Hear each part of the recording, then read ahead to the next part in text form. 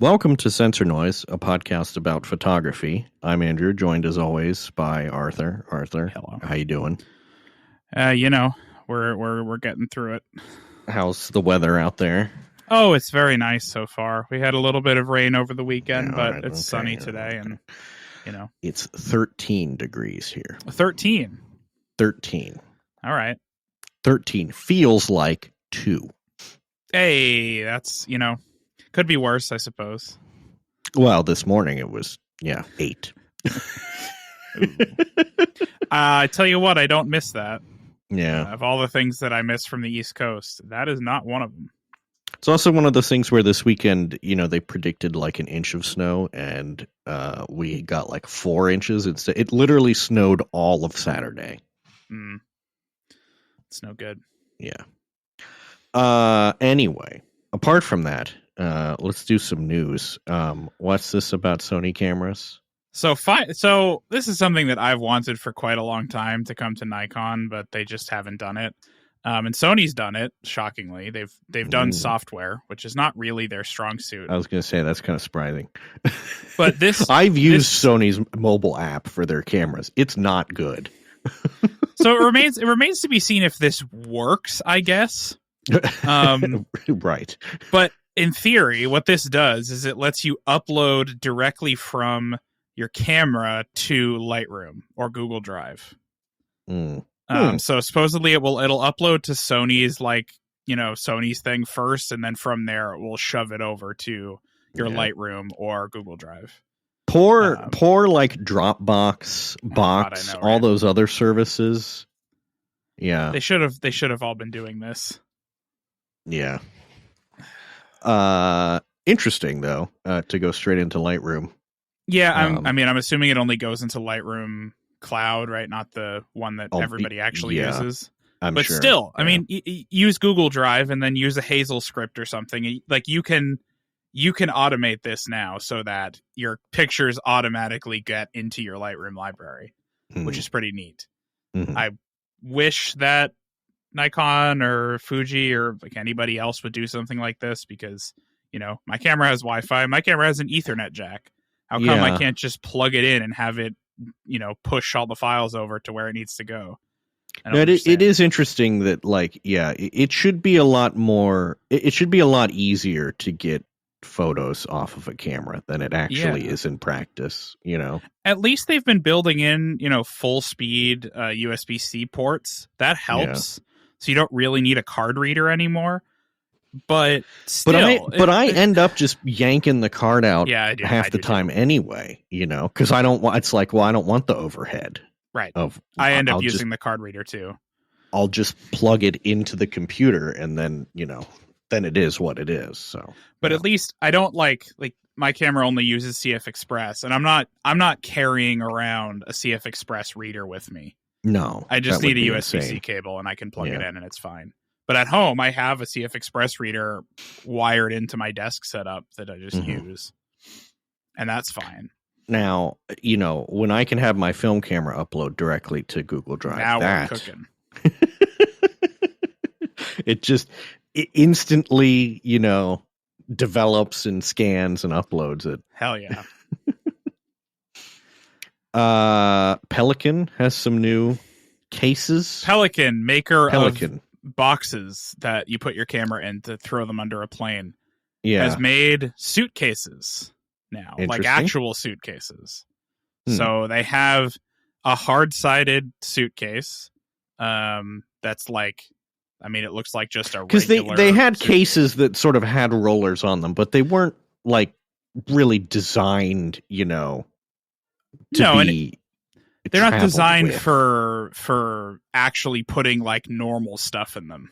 Yeah, right. Whereas this Pelican case is, I mean, like I'm looking at the ATX hard-sided check-in roller case, black 30 inches, which is a checked bag.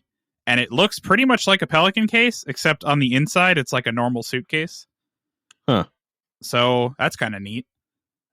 One would assume, but I want to cut foam squares to fit all my, clothing just right. I'm sure you could still do that. Yeah. But this is something that I'm curious about these, because this trend of fully hard-sided suitcases is definitely a thing now. And one thing that I've noticed with them that's a weak point is the closure on most of them is just a zipper. And I have a couple of these hard-sided suitcases that the zipper breaks on. And then the whole thing is useless. Right. That doesn't seem like a great way to close too rigid, plastic it pieces. Really doesn't. So this Pelican case here has a hinge and big latches that keep it closed, like their regular Pelican cases. So presumably it would be stronger. Yeah. I don't know. And probably weather sealed as well. I would hope so. Yeah. And the other thing this would let me do... Oh, yeah, I see a gasket on there. Looks like it's also weather sealed. The other thing I've been doing when I travel, like I have a camera-specific suitcase, but way more lately, I have just been using a camera cube inside of a regular suitcase. Because then it's easier to put other stuff in there too. That's just what I've been doing lately. I find that that's easier. Yeah. Interesting strategy. They've also got a rolling duffel, sort of hard-sided hybrid rolling duffel bag. They've got a backpack as well. They've got a toiletry bag even.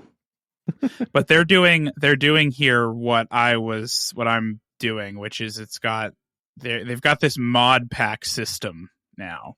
Do I want I do need a new toiletry bag. The Pelican might be a good. Could be fun. Yeah. They've got this like mod pack system they're building, which are these like modular things that go inside of the bigger bags. So that's kind of neat. 3 sizes of packing cubes as well. I'm always interested in bags and backpacks and suitcases and such.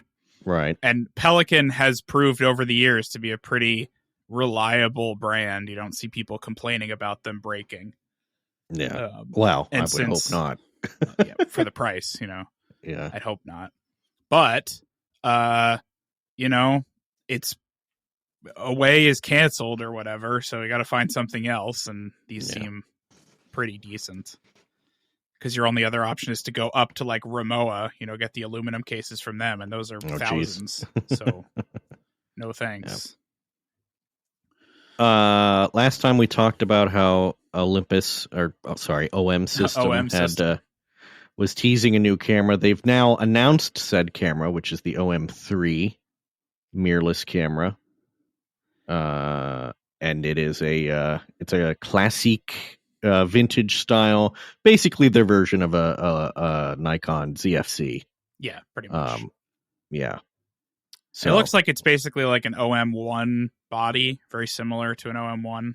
It's an OM1 body, but it has like the picture controls from the Pen F, I guess. What's also somewhat confusing is that I think what I saw is that this is priced pretty close to an OM1 as well. It's a flagship. Is that it's right? $2,000. Yeah. Which is a lot. So this is $2,000, and so also is the OM1 Mark II is $2,000. And this isn't quite flagship quality, it seems. It's hard to tell. Yeah, because I read an article that basically suggested that it's expected this will drop in price by a couple $100 within it has to 6-ish months. So, yeah. Yeah, I feel like it has to. There's no way. Like, they can't sell both of those for the same price. It's kind of ridiculous. It's because why would you choose? Well, why would you choose either of them?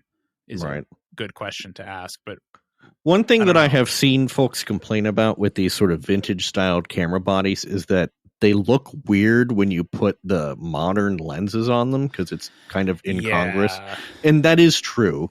I mean, Nikon at least has like 2 vintage styled lenses, but only 2 of them, and they're both primes, so you don't have a whole lot of versatility there. Yeah. So, and also, this one, in the style of a vintage camera, has no grip of any kind at all. Nope, none at all. Not even like my Nikon ZF at least has a little suggestion of a grip. This is just the same for my X100. Yeah, and this is just completely flat across the front. Yeah, so you're immediately gonna have to buy like one of those small rig like cages for this thing if you ever want to use it seriously. Or just, drop it. Have a hand that hurts. Yeah. Drop it all the time. I don't know. It's good. It looks like it has good autofocus and like it's close to the flagship. It is, yeah. So I can understand their desire to price it similarly, but this is not a ZF, right? This is a ZFC. Right. Yeah. Especially since, it's Micro Four Thirds anyway. Yeah. So, yeah. I mean, good on them for continuing to release stuff. Yeah. Like, I don't know. It's better than them just disappearing, I suppose. Yeah, which is a real possibility, I feel like. Yeah. It may still be a real possibility. But yeah. Well, you say that, but digital camera shipments increased last year for the first time since 2017. Well, hey, look at that. Yeah. Now, looking at the graph in this article is pretty bad. Yeah. What were digital camera shipments in, say, 2010? Let's see, in 2010, we've got 121 million units shipped. And what were they last year? 8.37 million. Yeah, but it went up from 7.87 to 8.37. It's the highest it's been in several years. I think what's happened is that it's basically plateaued, is what it looks like, because it's been around 8 million since 2021, 2020. Something like so that. Yeah. Now, will it grow more? Maybe. I don't know. Probably not by that much. I don't know. I think this is just where the camera market is now. I don't know. Yeah, I think you're probably right. But I wonder. Because I think about as much this, as I think about this in terms of like computer shipments too, where like if you have a Z6 that you bought in 2018 and you're like a casual photographer, why would you buy a new body right now? Yeah, right. Right? It hasn't gotten that much better. Whereas in that, 2000 to 2010, the year-over-year gains in megapixels and quality were huge. Mm-hmm. Whereas now it's just kind of not anymore. Yeah, everything is 24-ish megapixels. Yeah, it's 24 or 50 or 60, right? Yeah. It's one of those two. And, it all uses the same lenses. Yeah. So and once the image you build quality up that thing, is pretty darn good unless you do something really wrong, Right. But yeah. Now, if you scroll down on that page a little bit, because the interesting thing is look at the breakdown in the type of camera shipments. Mm-hmm. Yeah. So basically all of that, 100 to 125 million unit sales that we saw in, the 2000s were from, Kodak Easy Shares. The point and shoots, more or They're less. all point cameras shoots. With built-in lenses, yeah. Whereas mirrorless, like DSLR, if you just roughly looking at these lines here, the DSLR line from 2007 is right about where the DSLR plus mirrorless line is today. Yeah. So I think what's happened is just the casual market is gone. Yeah, the consumer market is pretty much. Yeah. I think it's just gone, and we're left with the professional and prosumer market, which is about the same size as it's always been, I think. Yeah, and is probably gonna, stay that way, I would imagine. I mean, maybe it'll grow. Clearly it's growing a little bit, but yeah, I think that will. It's hard to say, right? Price. The only change. I think the only real change is going to be that DSLR is just going to eventually drop off to zero. That line is real small right now. Yeah, on that graph. I don't know who's buying DSLR. Why would you buy a DSLR today? Why would you do that? I don't know. That is. It says 0.98 million DSLRs were sold. Yeah. In 2024. I have to imagine that might just be people who are like, well, I don't know. It's like, oh, I'm just replacing, a body that I had and I have a bunch of lenses. But like there are adapters for mirrorless cameras so you can continue to use those lenses. I don't know. It's an interesting Don't buy a new question. DSLR. Yeah. Right now. Maybe I wonder, is it all Disney? Is it all Disney buying D7500s? Maybe. Because I think they're still... I don't know if Nikon is officially still the sponsor, but I'm pretty sure PhotoPass is still using 7500s. So maybe that's it. Yeah, could be. I don't know, though. Don't buy a DSLR. If you're listening to this, don't buy a DSLR. Unless if it's over 10 years old, it's fine. But don't buy a new one today. If you want to be quirky, that's okay. But... Just buy an SLR if you want to be quirky. Yeah, there you go. Harman unveiled a new, and I put new in quotation marks here, film. It's called Red 125 is a new pro-finished red scale color negative film. So this isn't actually a new emulsion. Okay. This is red scale. And so basically what they did is they took Phoenix 200 and they flipped it around and put it back in the cartridge. So that, because what red scale is basically you take the film, and normally the film is, the emulsion side is exposed. Yeah. Exposure side out. Right.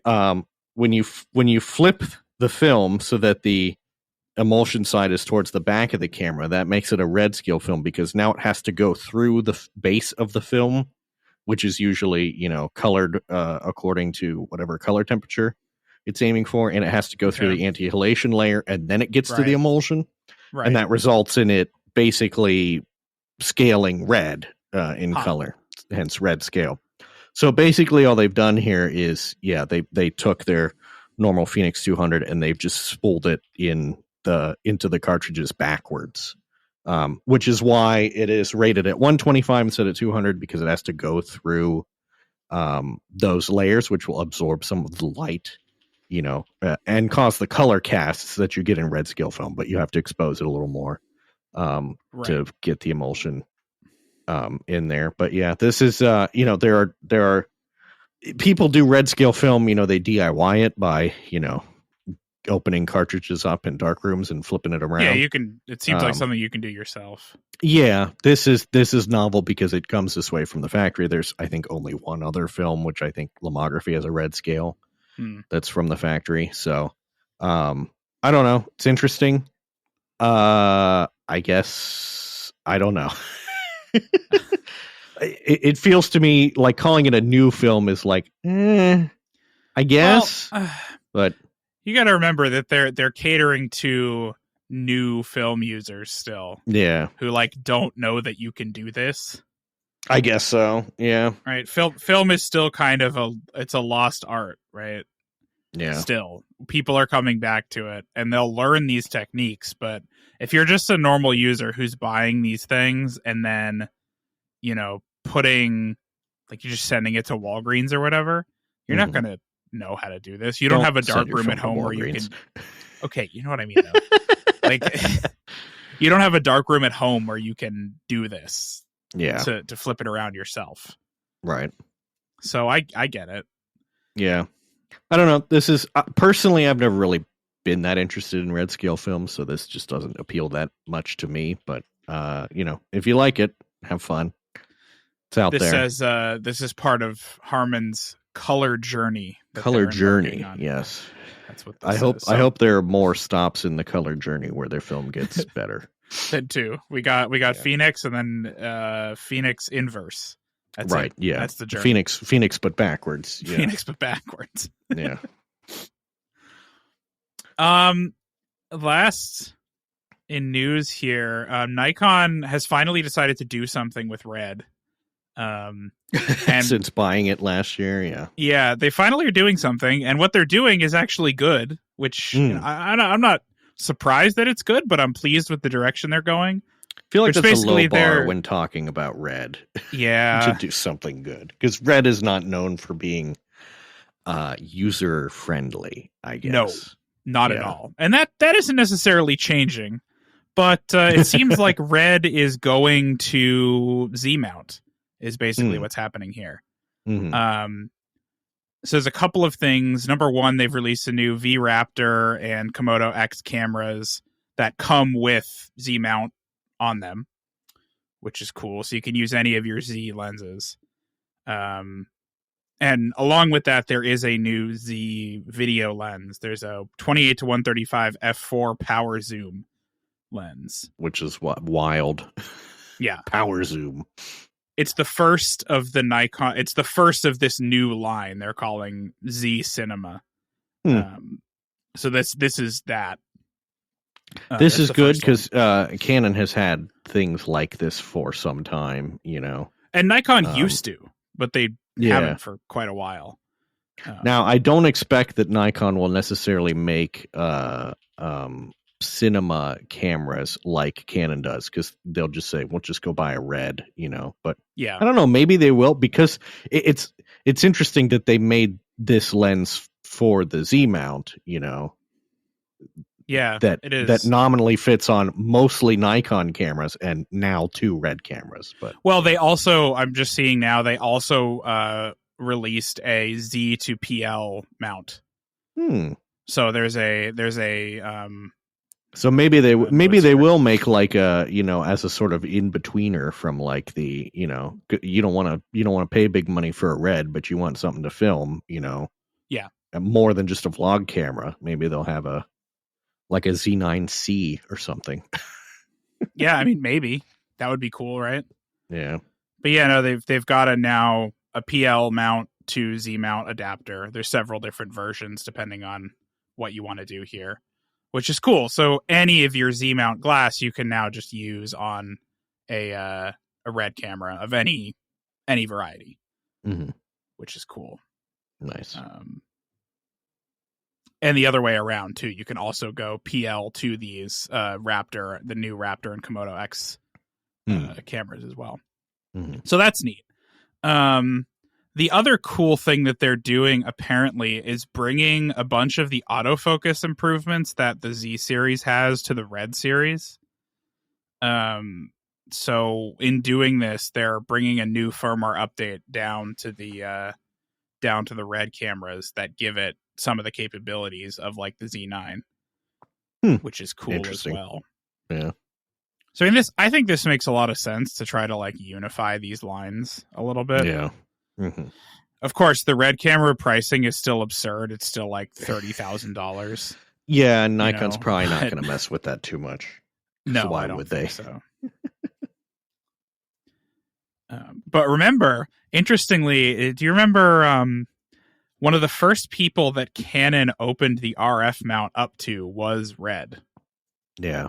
And there are RF Komodo X and V-Raptor versions out there. And I guess RED was pretty unhappy about the performance that they got, because when Canon opened that mount to them, it didn't give them full electronic control. So they couldn't actually like use it to its full potential. And so Nikon is now also offering a conversion service where you can convert for $1,600. You can convert your RF mount to a Z mount. Yeah. Curious to know how many people take advantage of that. I bet a lot. Yeah. I bet it's a lot. They do not want, like, I don't think they're going to want that anymore. Yeah. Yeah, probably not. And I mean, it'll be cool if they make, I hope what this leads to is, like you said, a lower cost video focused one. Yeah. So that you can take the video, not take the video stuff out of the Z9, but like separate the lines a little. Yeah. Well, I'm thinking like Canon has the R5C, Yeah. And Sony has something like that. Sony has one, and then there's also the Sony FX has the FX30 series, right? and right. I mean, even, and I guess Nikon doesn't really have a competitor for that, so they kind of do, but it's more expensive. So like the Komodo is like $6,000, I think. Yeah, right. or 7,000. Whereas, so that, it's cheaper, but right, they could do the Canon strategy, which is that you just stick a cooling fan on the back of an R5 and give it a time code, right, input, and go, here you go. Also, we made the shutter button red. They could do that, yeah. Maybe they will, and put a big red logo on it too. Mm-hmm. Yeah, Nikon RED. Red. Yeah, if Nikon cameras started adopting the red aesthetic, though, I might not be a huge fan of that. I don't know. The one thing that I would like them to bring to the mainline cameras is more attachment points for stuff. Well, yeah. You know, that is one thing that's nice about the RED cameras is they got standard tripod mounts all over the thing. Yeah, they have so many 1/4-inch sockets. Just load it up with 1/4-inch sockets. Like, why not? Yeah. You got this magnesium frame that my camera is made out of. Just put.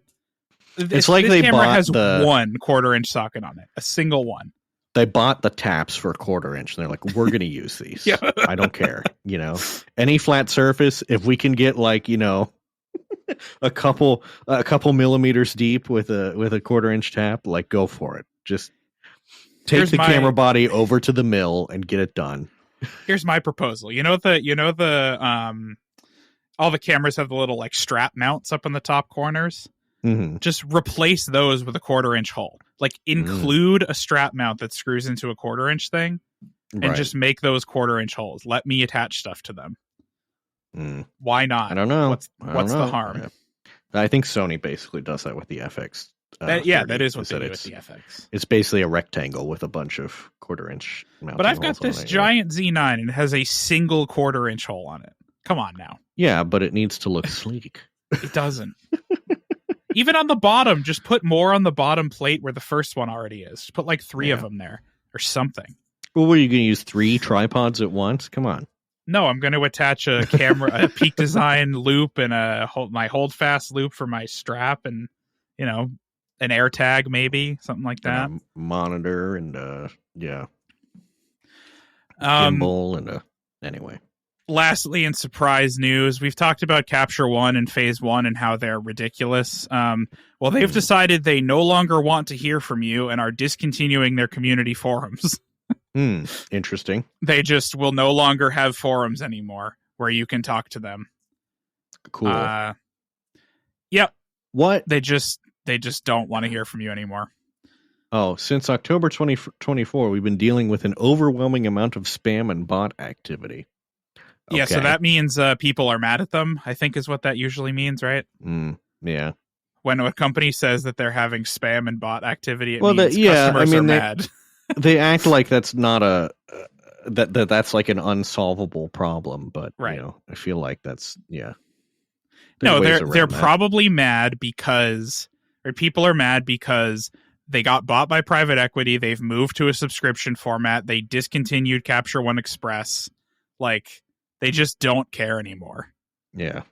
And they don't want to hear about it, basically. And they can't even implement a CAPTCHA to keep the bots out. Yeah, right. Yeah, they just don't want to hear about it. They've decided to just close the forums. And I'm sure they'll delete it. So even as a resource, to go back and look for stuff won't even be there anymore.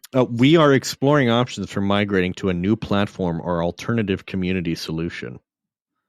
While no specific details are available at this time, we will provide updates if this plan progresses. If. Yeah. Yeah, it won't progress. Yeah. Oh, well. Alas. Time to migrate off Capture One if you're still on there somehow. Yep. What have you been up to? I got some stuff. I got a Plena. You did get finally a Plena. Pulled the trigger. I was going to say it was like the day after we recorded. You were like sending me an eBay link. Like, does this look legit? Like, I never know with eBay, right? Yeah. You never know if you're going to get scammed or not. Yeah. And then I got it for a I'm pretty doing good it deal. anyway. Yeah. Pretty good deal. Because it's basically flawless. You're doing some engagement photography. I did have an engagement shoot yesterday. Yeah. And I got to say, looks real good. Pretty good. Yeah. Looks real good. Yeah. And paired with the digital shutter on this camera, it's especially nice because you can leave in broad daylight, I can open the aperture all the way to 1.8 and just crank the exposure up to like 1/20,000th of a second or something. And it's fine. You don't need an ND filter or anything. It just works. Yeah. It's really astounding. So it finally makes, this combination of electronic shutter and big aperture, it finally makes it viable to shoot with like wide open in daylight. Yeah, what's big and small at the same time. What is big? Exactly. But I'm really pleased with how the pictures came out. They look really good. Mm-hmm. And the longer focal distance took some getting used to, because typically the primes that I use are in the 35 to 85 range. 135 is definitely way back. Yeah, it's quite a bit further away. Yeah. But when I was doing this shoot, to me, I mean, I guess they have the 85 1.2, but like, why don't they have a plena for that? I don't know. Because that's what's interesting to me is like, why this focal length? Because it's unique, I think. In the same way that the Noct is unique, right? The 58.95.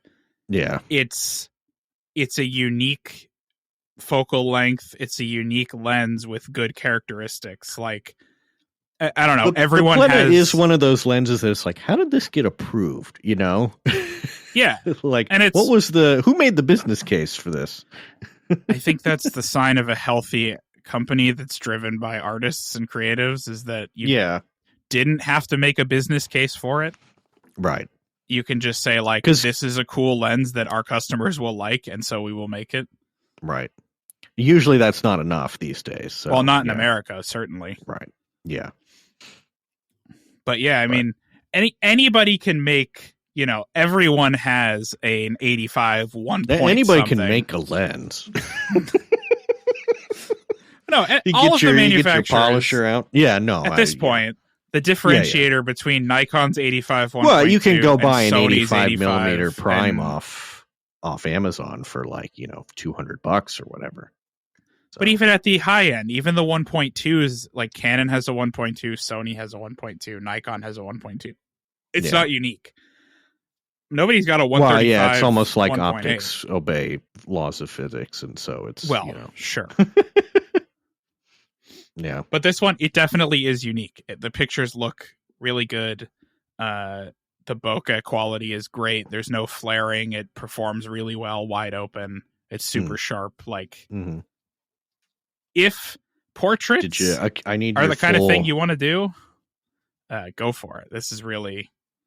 I need your full Ken Rockwell evaluation of the chromatic aberration and the I'm not pixel peeping on this crap.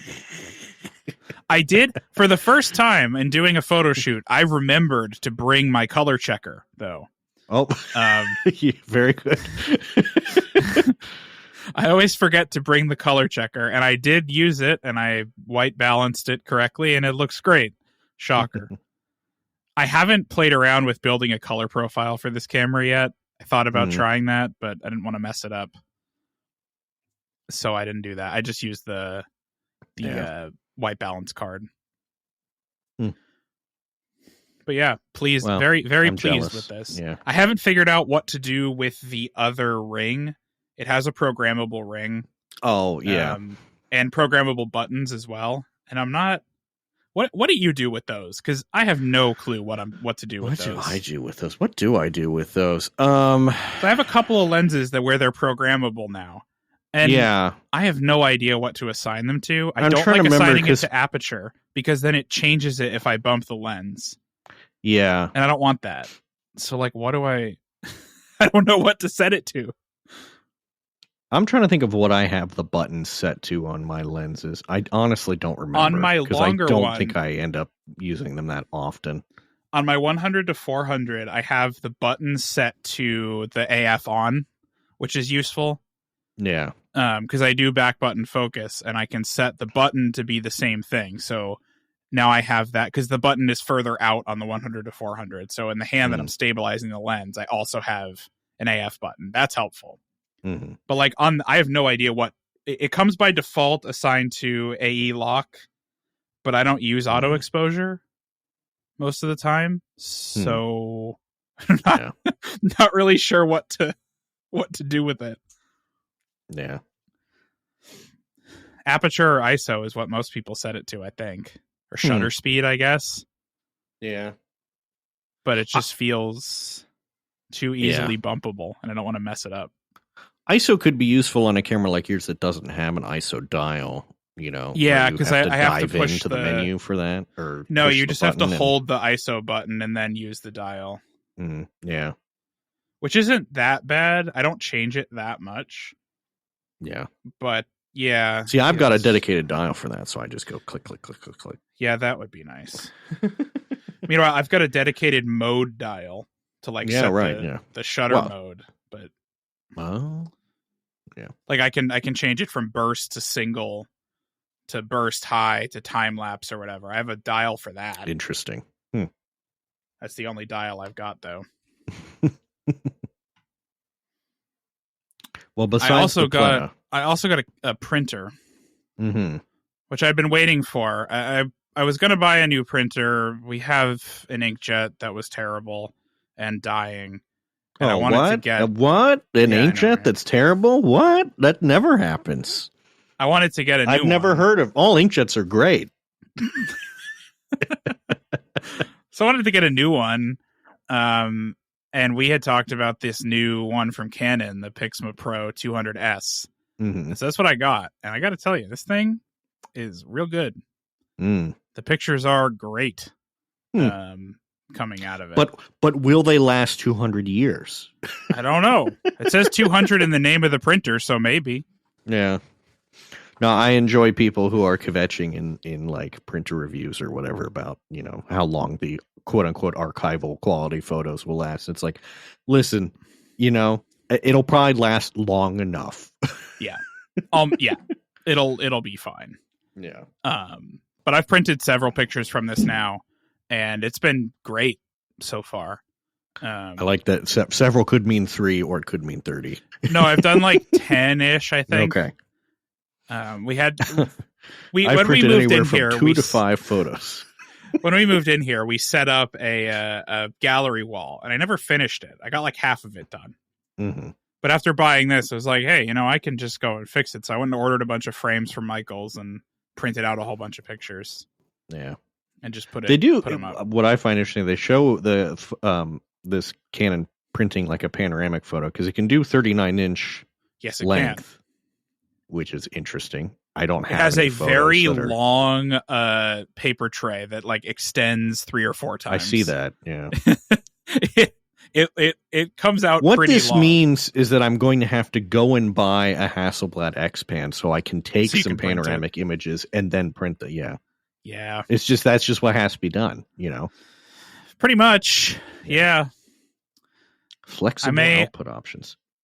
They have they have like a gallery mode where you can like split a photo into 3 photos. Yeah, it can do that because it does borderless. So it'll do you can do it on their thing. But it'll do up to 13 by 39 inch printing. So I want to print something really long. Yeah. Which is cool. The other thing that I really like, if I want a proper photo printer. I don't really have space for one at the moment. That's probably the that is the thing. It is rather large. Yeah. It's pretty big. I'd have to make room somehow. Let's see what else. The Wi-Fi sucks. It's really bad. Like it's unbelievably slow. So I had to run an Ethernet cable to it, and even the Ethernet is only 10/100. It doesn't even have gigabit. Well, they're probably using like chips from God knows when. It says it supports 802.11g, and it says it supports AC Wi-Fi. Okay, yeah. According to my Ubiquiti router, it does not. But hey, what is it? Wi-Fi 4? Yeah, that's what it says. Yeah. So I switched it to Ethernet. Now it's faster. Right. But the other thing that it has that I really like, and I think this is what separates these from normal inkjets, you can replace the entire print head. It just comes out. Because that is...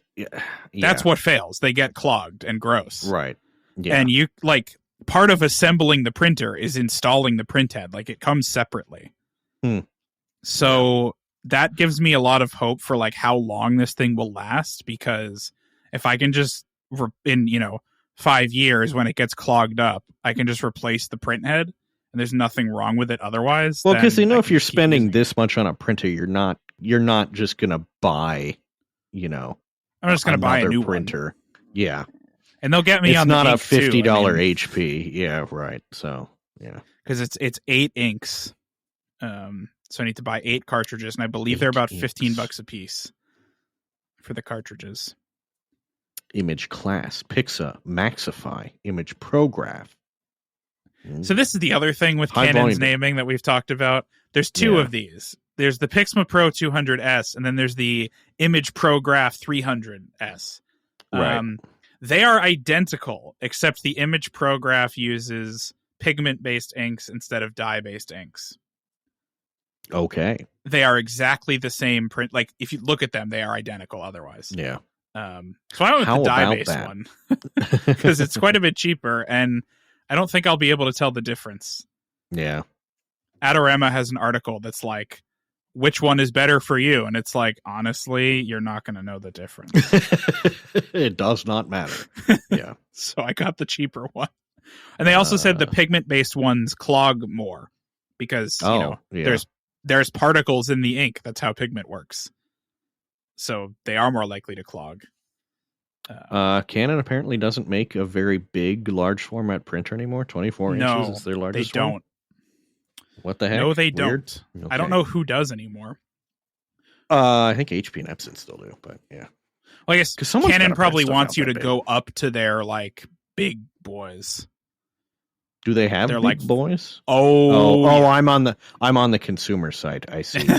Oh yeah, they got big ones. I see my problem. Yes. Now I'm on the business site. Ah, yes. These are some large lads.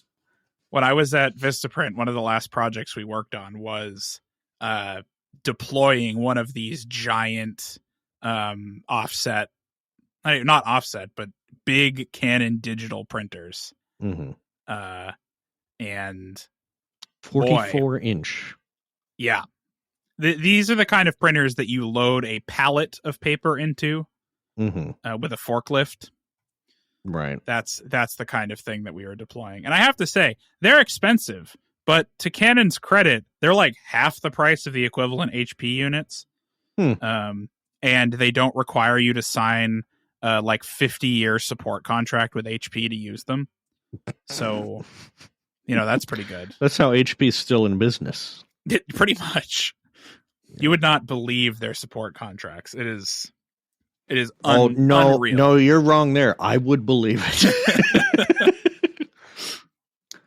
I haven't done a photography in a little bit. Not since the last, not since the thing I did for work. So it's been almost a month. What are you doing? I rented another studio this weekend. Okay. I'll try that. But I'm thinking that I might just shoot it all in black and white because I haven't done black and white, and especially black and white film, in a long time. And obviously you shoot differently when you're shooting black and white because things like the highlights and the shadows are much more important, and you don't necessarily have to worry about you don't have to worry about the colors at all, So yeah, your priorities are very different, and it's just I don't know, way to shake things up, I guess. Makes you look at scenes and compose shots differently from. So when you say shoot in black and white, are you saying film black and white? Yes, but I also just might bring my ZF and put it in black and white mode. Black and white mode. Yeah, because it has a dial for that. So, yeah, should be interesting. Yeah, well, and I've been influenced, I guess, because a lot of the folks around here that I follow have been posting a lot of black and white stuff lately, right? Because it's wintertime, so it's kind of black and white anyway, even when it's in color, because everything is either brown or white. So shooting in black and white in Midwest and Northeastern winters is kind of the only time-honored tradition. Yes. Well, you're only shooting in black and white anyways. It's not like there are other colors to see. Exactly. Yeah. So I like it. I like that idea. It's the same. Yeah. It's the same reason that I'll shoot with primes a lot, because it kind of add a constraint. Right. Of some kind, some constraint. It'll make you be more creative. Yeah, and I've just been, I always default to color because I'm like, well, I like the image when it's pretty. Well, and you're also like, well, I can just click the button in Lightroom to make it black and white later. Yeah, but then I think I am just kind of used to that, and so my composition is not very interesting. Right. I don't know. Yep, so I need to shake it up a little bit, kind of thing. Like, yeah. You could try like nature. Like sepia too, or something. Just like any of the other picture controls on the ZF. Mm-hmm. Something to make you think about it more. Yeah. Cyanotype. Yes. Who knows? Just something. I mean, I do that on the Fuji a lot. I'll set it to black and white. Because it's easier on there. I mean, it has the film simulations, right? So I can set it to one of the nice ones and just shoot away. Yeah. Which I might use. I don't know. We'll have to see. Obviously, it's an indoor shoot, so I can't use just any film that I want. I have to be, little. Is it the same place or a new place? No. This is actually a new place I've not been to before, so we'll see. Yeah. We don't talk good about luck. The other place. You have to report back. Yes. You better put those pillows back, Andrew. Yeah. My bad. This has been Sensor Noise. Thank you for listening. We'll be back in 2-ish weeks with yet more photography news and so on.